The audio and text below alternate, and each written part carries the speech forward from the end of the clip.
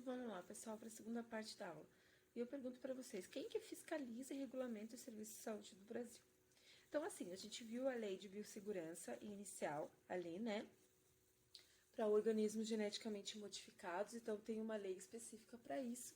E aí a gente fica se perguntando, mas quem que realmente fiscaliza, né, e normatiza os serviços de saúde dentro do nosso país, tá? Então a gente vai ter dentro do SUS, né, nosso Sistema Único de Saúde, a Agência Nacional de Vigilância Sanitária, que é a Anvisa, e é ela que vai regulamentar. Junto dentro do Ministério do Trabalho, a gente vai ter também algumas normas, né, onde vai regulamentar e dizer como que a gente vai fazer essa minimização dos riscos nos serviços de saúde. Então, a gente vai ter a NR 32, que é uma norma do Ministério do Trabalho, que ela realmente estabelece as diretrizes básicas para a implementação de medidas de proteção à segurança e à saúde de todos os trabalhadores dos serviços de saúde. Quais vão ser, né, esses serviços de saúde? Então, qualquer edificação destinada à prestação de assistência à saúde da população, então qualquer edificação, qualquer clínica, consultório, hospital, tá? E todas as ações que tiverem o intuito de promover, recuperar saúde, a questão da assistência, pesquisa, ensino, então as universidades vão entrar também nisso, em qualquer nível de complexidade. Então, desde a porta de entrada do nível básico de atenção, né? Aí uma atenção secundária e terciária. Então, desde a complexidade, quanto mais complexo, né? A gente vai lá do mais básico, que vai ser a atenção básica, quando o usuário ele vai entrar no sistema, né? Ele está procurando uma consulta inicial até uma cirurgia mais complexa no hospital. Então, a NR32 ela vai ter uma interação, né, com outras NRs. Então, a gente vai ver aqui, ó, que tem a NR4, né, que ela vai ser especializados em engenharia de segurança e medicina do trabalho. Então, todas as empresas grandes, principalmente, elas têm que ter a segurança do trabalho, tá? Então, isso é bem importante. A Comissão Interna de Prevenção de Acidentes, que vai ser a CIPA, e também vai ter, tá? Então, as empresas grandes, elas têm a CIPA.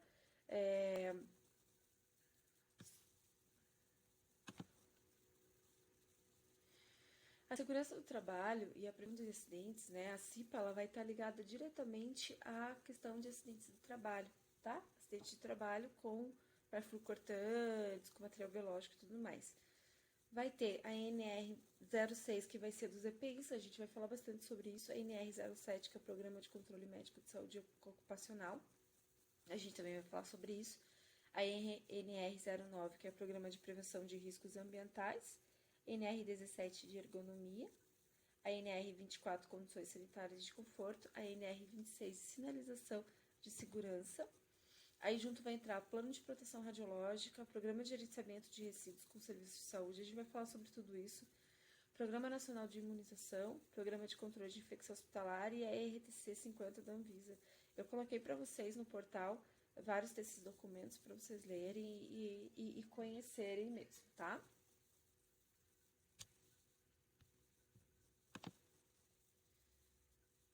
Então, vai ter a NR32, ela vai estar junto com as medidas de proteção, né, todas que devem ser adotadas. Então, vai ter uma avaliação, né, para ver a prevenção de riscos ambientais.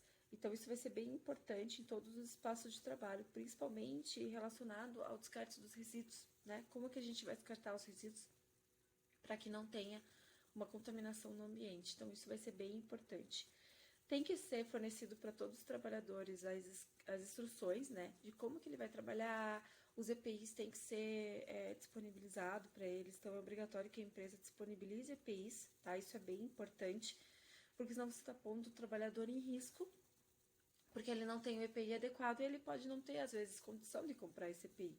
Então, é bem importante que a empresa disponibilize isso, tá?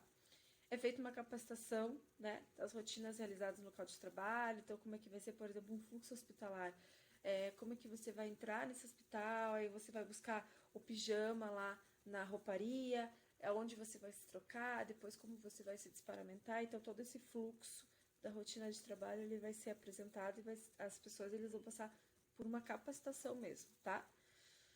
Vai ter as medidas de prevenção de acidentes e doenças relacionadas ao trabalho, isso é bem importante, né? Essa orientação, tá? As pessoas, e medidas de prevenção é desde o uso dos EPIs, no qual você tem um risco menor de se contaminar, tá? Até uma orientação, por exemplo, do uso de algo que pode ser um perfuro cortante, você pode se perfurar e causar um acidente de trabalho, e aí você pode se contaminar, tá? E junto vai ter um programa de imunização, que aqui é bem importante, né?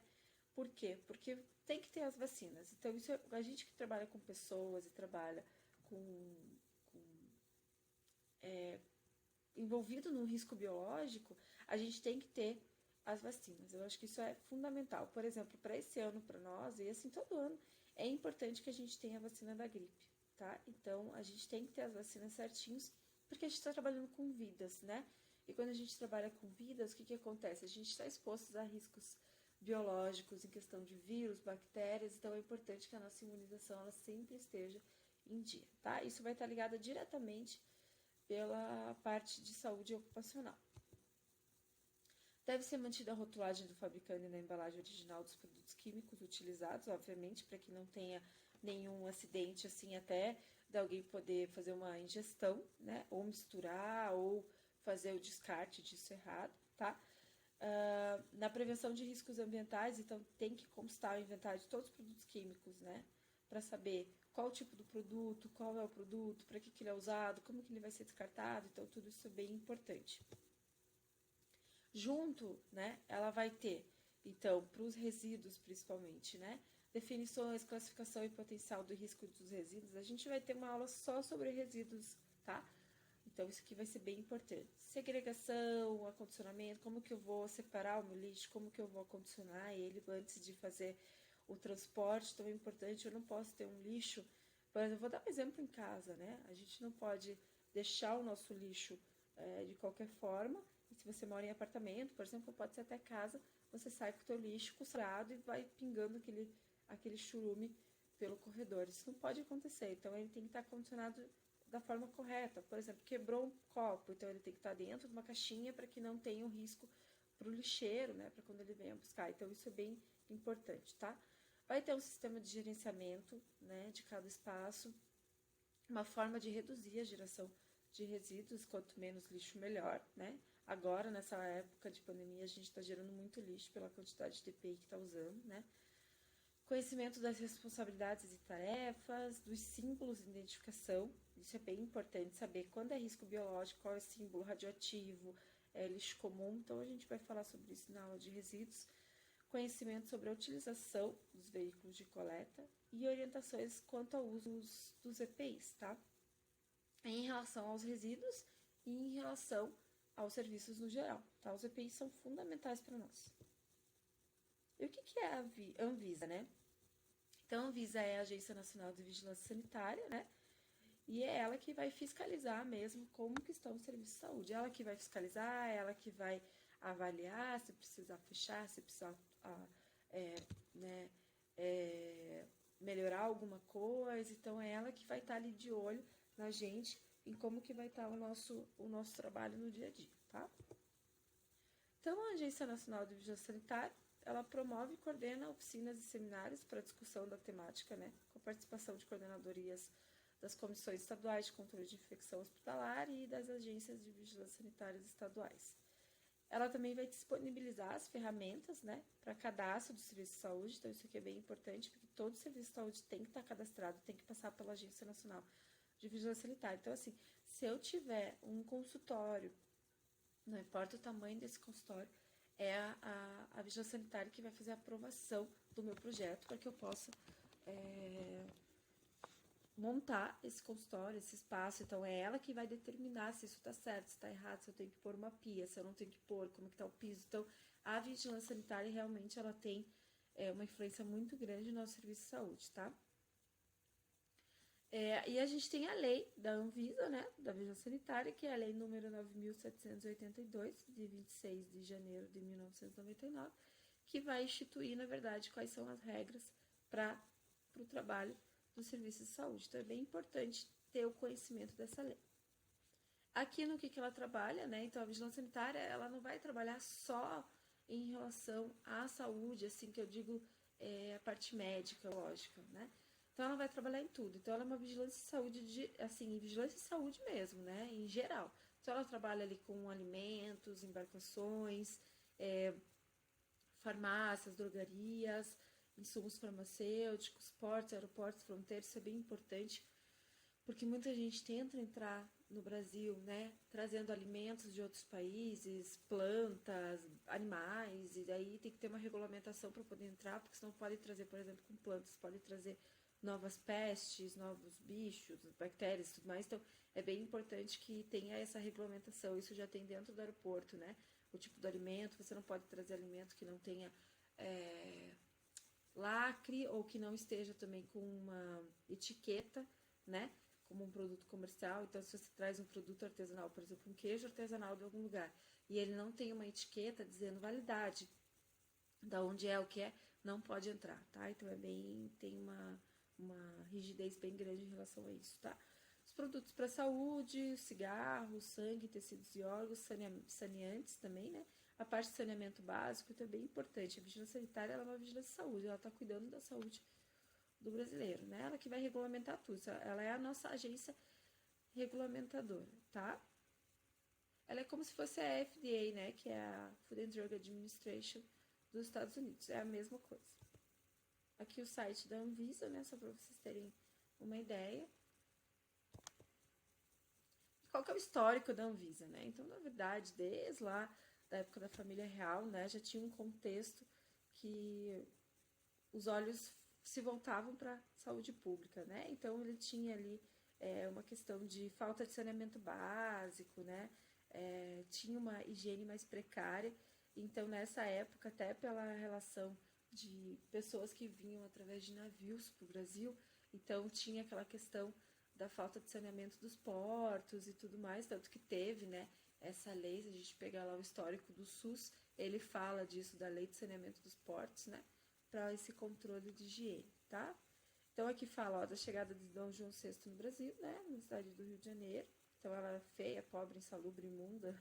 Até as palavras são mais fortes, mas é como está no contexto histórico, mas ela era, na verdade, suja, né? E daí foi instalada oficialmente a vigilância sanitária da colônia para controlar principalmente riscos de doenças, né, e tudo mais. Por isso que lá, quando eu falei para vocês no histórico da biossegurança, por que tinha mais casos de doenças anteriormente, né, no começo do século, lá atrás, bem lá atrás, tá? Século passado ainda, né, não desse século. Porque a gente não tinha um controle rigoroso de higiene, não tinha uma medicina como tem hoje, né? Uma tecnologia, uma ciência como a gente tem hoje. Então, por isso que a gente via mais casos de doenças e muito mais mortes do que a gente vê hoje, tá? Tem dois momentos aqui de uma guinada da saúde pública, né, do Brasil. Então, janeiro de 1808, né, a abertura dos portos às nações amigas, como eu falei aqui, dos portos, tá? E controle não só dos portos, mas também dos navios e pessoas que estavam vindo, que dependendo do caso ficavam em quarentena, né, para controle e avaliação da saúde. E em novembro, que foi a regulamentação do exercício da medicina. Então, isso aqui ajudou também para que a gente tenha uma regulamentação da profissão, né? Então, os médicos, eles podiam atuar e eles eram regulamentados como realmente profissionais da saúde, tá? Então, isso aqui é um fato bem, bem importante mesmo para o nosso país. Aqui, ó, no Brasil Império, né, a gente via precariedade nas condições sanitárias, nos hábitos da população, ineficiência, descaso do governo, o que levou a uma disseminação de doenças infecto-contagiosas pelo território. Se tivesse uma pandemia de Covid nessa época, seria realmente igual à gripe espanhola, que matou milhões de pessoas.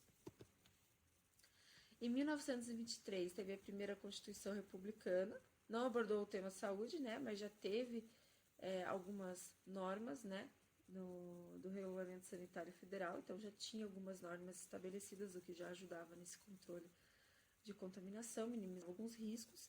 Em 1930 a 1960, o Estado Novo então, teve o desenvolvimento econômico urbano industrial, né?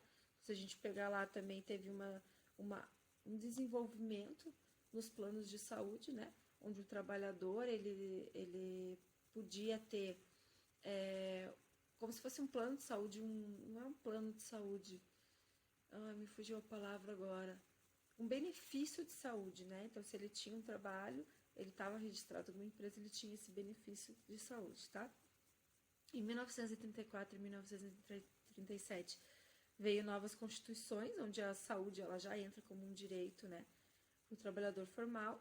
E mais para frente, o Serviço Nacional de Fiscalização da Medicina e da Farmácia, o que expande a indústria farmacêutica. Até 1970, então, tem ações de fiscalização do exercício profissional, né? Isso a âmbito estadual, tá? No nível federal, ações de regulamentação, registro, controle de importações de produtos farmacêuticos. Então, a indústria farmacêutica, ela começa a ganhar mais poder, né? E começa a se desenvolver mais. Em 1975 é implementada a CPI do consumidor, né? Então, para ver questões comerciais abusivas das indústrias farmacêuticas, inclusão de novos produtos no mercado. Mais para frente a gente tem a lei da vigilância sanitária, que isso é um avanço, por quê? Porque daí tem um controle muito maior, né, dos insumos ligados à saúde. Depois disso, ela vai estar junto, associada também sobre de medicamentos, insumos farmacêuticos, cosméticos, a parte de saneamento das cidades, né? Então, tudo isso até se vai ter como tem que ser a ligação de esgoto, como vai ser, em quais regiões, então tudo isso vai estar ligado à Lei da Vigilância Sanitária. Em 1973, a Lei 5.991, ela entra como um controle sanitário do comércio, também de medicamentos, né? Mais para frente também a gente tem uma lei, que é a Lei 6.368, que vai ser de medidas de prevenção e repressão do tráfico e do uso indevido de entorpecentes. Então, tudo isso vai estar ligado à saúde da vigilância sanitária. Mais para frente, a gente vê que a cultura brasileira ela já começa a mudar, né? Então, tem uma menor responsabilização social, uma menor participação popular. E aí começa, aqui a gente já tem o SUS, então a vigilância ela entra dentro do nosso sistema público de saúde, né? Envolvendo toda essa parte de realmente fiscalização e normatização dos serviços de saúde, tá? Aqui entra também uma questão de crise sanitária, né? Desumanização do atendimento, mortes evitáveis, falsificação de medicamentos. Só que aqui também, ó, gente, como a gente já tem a criação do nosso Sistema Único de Saúde, isso já vai mudando na questão de como vai ser o atendimento e o acesso da população. E em 1999 tem a criação da Anvisa, né? E entra aí os seus 3 pilares, que é a independência financeira, autonomia administrativa e estabilidade dos dirigentes. Aqui, claro, né? A gente já vai ter um controle muito maior da saúde geral do que a gente tinha antes, tá? A Lei 8080, que é a nossa lei orgânica do SUS, né? Ela vai ter uma descentralização das ações de saúde. Então, na verdade, diminui essa distância entre os centros decisórios e os cidadãos, porque tem uma participação popular, né? E aí a gente vem também para falar que o SUS ele traz um acesso igualitário, né?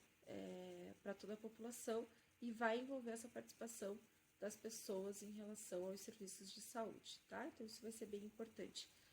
Vai ter uma municipalização que possibilita a construção e o fortalecimento da Anvisa, né? Com impacto direto na estruturação do SUS, obviamente. E isso aqui é importante falar, por quê? Porque muitas vezes a gente imagina que um sistema de saúde público, ele tem um controle de vigilância sanitária, ou ele pode ser mais sujo do que um privado. E não é, gente. Por quê? Porque como a vigilância sanitária do SUS tem um controle muito maior sobre os serviços do SUS do que realmente o particular. Eu falo isso até pela experiência na odontologia. Tem muito consultório que realmente não tem EPI direito, assim, é muito sujo. Tem coisa que desculpa, que é muito sujo mesmo. O consultório esteriliza errado os materiais, né? Não usa EPI direito. E quando a vigilância vai, ela avisa que vai. Então, isso é um pouco errado. No SUS, não. Na unidade de saúde, ela vai estar sempre presente e vai estar lá fiscalizando, tá? Então, realmente tem um controle muito maior, né, da parte sanitária do que muito estabelecimento particular. Então, vou parar por aqui e a gente já continua na parte 3.